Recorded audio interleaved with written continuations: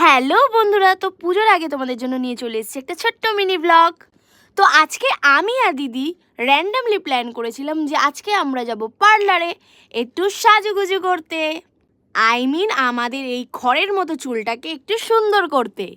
Tollygunge metro স্টেশনের একদম পাশেই আছে অশোকনগর।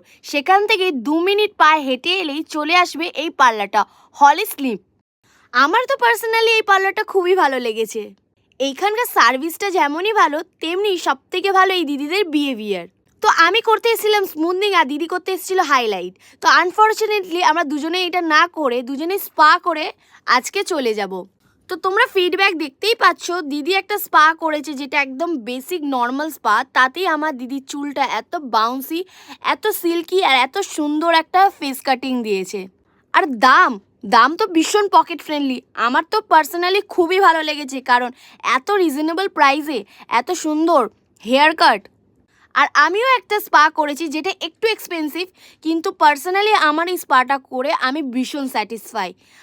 আমার চুলটা এত রাফ হয়ে গেছিলো, এত স্প্লিটেন হয়ে গেছিলো যে আমি চুলটাকে হাফ কেটে আর স্পাটা করার পর আমার আউটলুকটা ঠিক এরকম দেখাচ্ছে।